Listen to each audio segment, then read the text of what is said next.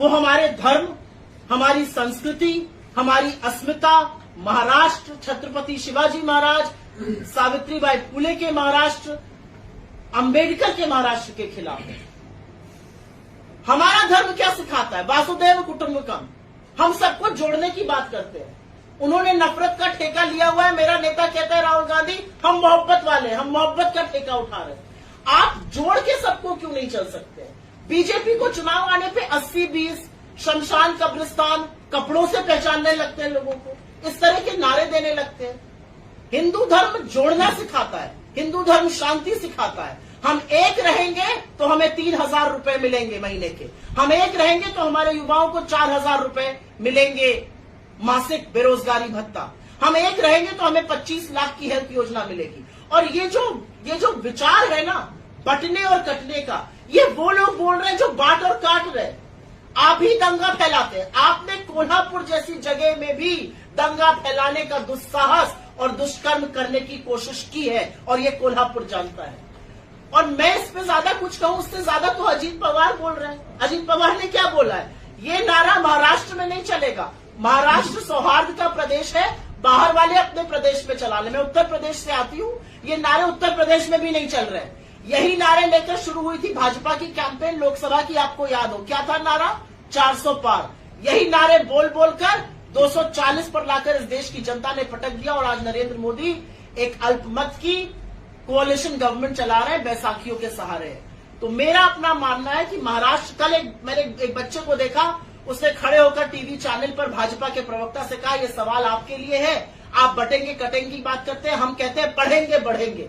महाराष्ट्र ये नारा देना चाहता है। महाराष्ट्र अपने ओर से बोल रहा है, हमें बोलने की जरूरत ही नहीं है। वो कह रहा है पढ़ेंगे तो बढ़ेंगे, एकजुट रहेंगे तो शांत रहेंगे, और हम ऐसा महाराष्ट्र चाहते हैं। महिलाओं को जो पैसे देने की बात है, ये कर्नाटक से स्टार्ट हुआ था, लेकिन यहाँ के महाराष्ट्र के नेते ये सब बात पहुंचाने में थोड़ा सा उनको दिक्कत आया क्या? वो पहुंचाने में सक्सेस नहीं हो गया, क्या लगता है आपको? नहीं, मैं बिल्कुल इस बात से सहमत नहीं हूँ। हमने जो 5 गारंटी लॉन्च करी है मुंबई में महाविकास आघाड़ी ने, वो जन जन तक पहुंच रही है। और लोग ट्रैक रिकॉर्ड देखते हैं। लोग ये देखते हैं कि कौन वोट के लिए कर रहा है और किसका ट्रैक रिकॉर्ड रहा है। चुनाव सिर पे आया, चुनाव की डेट टाली गई। महाराष्ट्र में हरियाणा और जम्मू कश्मीर के साथ चुनाव नहीं कराया गया क्योंकि एक योजना लॉन्च करनी थी। कोई बात नहीं, आपने योजना लॉन्च कर दी। हम उस योजना को बेहतर करेंगे और हम महिलाओं को उसमें इंक्लूड करेंगे। मैं तमाम ऐसे वाक्य, तमाम ऐसी महिलाओं की बातें सुनती हूँ महाराष्ट्र जो कहती है हम इसका हिस्सा ही नहीं है। मेरा एक गरीब ड्राइवर था मुंबई में, उसने मुझसे कहा मेरी पत्नी को मैंने इसमें एनरोल कराया और उसको मिला नहीं। ऐसे तमाम लोग मुझे मिलते हैं। तो हम जिस योजना की बात कर रहे हैं 3,000 रुपए प्रति माह की, वो जन जन तक जा रही है। हम उसको और पहले तरीके से नीचे तक पहुंचाएंगे। हमारा एक ट्रैक रिकॉर्ड है। अगर बंटी भाऊ यहाँ पे कुछ बात कहते हैं तो उनका एक ट्रैक रिकॉर्ड है, वैसे ही कांग्रेस का एक ट्रैक रिकॉर्ड है। हम कर्नाटका, तेलंगाना और हिमाचल में ये करके दिखा रहे हैं। और भाजपा ने हमारे खिलाफ झूठ फैलाने की कोशिश करी थी, जिसका पर्दाफाश और मुंहतोड़ जवाब हमारे मुख्यमंत्रियों ने मुंबई में एक साथ आकर दे दिया। महाराष्ट्र में आपकी सरकार की तब क्यों नहीं लगाई है? क्योंकि हमें ऐसा लगता है कि तब इकोनॉमी का इतना बंटाधार नहीं हुआ था। हमें ऐसा लगता है कि तब महंगाई इतनी नहीं थी। आज 500 रुपए किलो से ज्यादा लहसुन है। आज जो गैस का सिलेंडर है वो 400 होता था, 1,000-1,100 पे बिक रहा है। आज पेट्रोल ने 100 का शतक लगा दिया है। आज चीनी, आटा, तेल, दही सब पर जीएसटी है।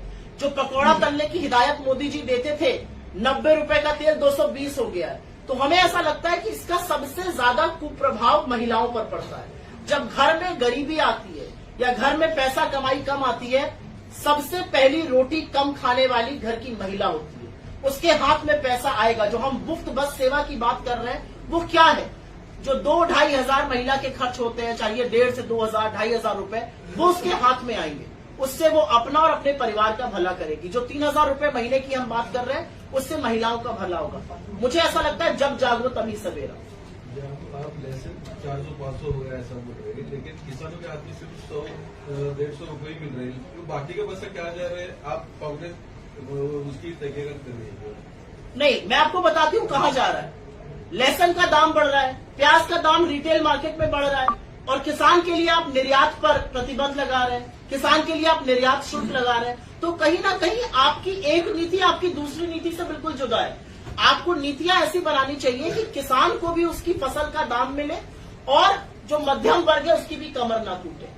मध्यम वर्ग के आटे दही पर आप जीएसटी दे रहे हैं, दवाई पढ़ाई पर आप जीएसटी दे रहे हैं, बच्चे की पेंसिल पर आप जीएसटी दे रहे हैं। इस सरकार ने तो जो आप हेल्थ बीमा लेते हैं उस पर भी जीएसटी ले लिया, लाइफ इंश्योरेंस पर भी जीएसटी ले लिया, आपके बच्चे की पढ़ाई, आपकी हॉस्पिटल की बेड पर भी जीएसटी ले लिया। तो जितना टैक्स इस देश का आम आदमी दे रहा है, गरीब से गरीब और अमीर से अमीर, उतना कभी नहीं दिया गया था। तो मुझे ऐसा लगता है कि कहीं ना कहीं एक बेजोड़ इकोनॉमिक नीति चल रही है। जो बुलडोजर कार्रवाई शुरू जी। है कई राज्यों में वो शुरू है, उस पर सर्वोच्च न्यायालय ने राय दी है कि जिस प्रकार से कई राज्यों में जो बुलडोजर कार्रवाई शुरू है वो सही बात है। अगर कोई दोषी मानता है, अगर कोई गुनेगार है तो उसका घर गिराना सही बात नहीं है। किस तरह से एक बड़ा फेमस 2 लाइन है और वो है कि ताउम्र लग जाती है एक छत बनाने में और तुम्हें तरस नहीं आता बस्तियां उजाड़ने में। और कुछ ऐसे ही काम बीजेपी के कुछ मुख्यमंत्री जो न्यायपालिकाओं पर ताला लगाने का काम कर रहे थे, उनको आज आईना दिखाने का काम देश के सर्वोच्च न्यायालय ने किया है। और 2 टूक शब्दों में सर्वोच्च न्यायालय ने कहा है ये बिल्कुल कानूनी प्रक्रिया नहीं है, कानूनी प्रक्रिया से काम होना चाहिए। अगर कोई दोषी भी पाया जाता है, आरोपी तो छोड़िए, कोई दोषी भी पाया जा रहा है तो उसके सारे घर को सजा देना ये कानून नहीं है, ये देश का न्याय नहीं है। और कहीं ना कहीं ये काम एक तुष्टीकरण के लिए, एक गलत नैरेटिव के लिए किया जाता है। और मुझे लगता है सर्वोच्च न्यायालय ने आज अपना जजमेंट देकर ऐसे लोगों को जिनका अनुसरण भाजपा के बाकी मुख्यमंत्री भी करने लगे थे, उनको आईना दिखाने का काम किया है। आरोपी को सजा देना, दोषी को सजा देना न्यायालय का काम है, बिल्कुल देनी चाहिए। लेकिन किसी का घर उजाड़ देना, 24 घंटे में आपके पास सारी परमिशन आ जाती है, 24 घंटे में आपके सारे मैप आ जाते हैं, सारी अनुमति आ जाती है, आप किसी का घर उजाड़ देते हैं, उसके बूढ़े माँ बाप, उसके बच्चों की क्या गलती है? सजा दोषी को दीजिए, सजा आरोपी को दीजिए, सजा बाकी घर वालों को मत दीजिए। हो सकता है उनको पता ही ना हो कि वो अपराधी अपराध कर रहा है। तो जो सर्वोच्च न्यायालय ने कहा, हम उसका स्वागत करते हैं और मैं आशा करती हूँ कि भाजपा की सरकारें उत्तर प्रदेश से मध्य प्रदेश तक लेकर इसका अनुसरण करेंगी। महाराष्ट्र में और जिहाद वाली बातें की जा रही है बीजेपी के नेताओं के साथ, क्या कैसे देखते हैं आप? ये जो शब्द है ना, लव जिहाद, वोट जिहाद, ये कैसे शब्द है? आपको लगता है लोकशाही में, लोकतंत्र में ऐसे शब्दों की जगह भी है? ऐसे शब्दों का सम्मान होना चाहिए।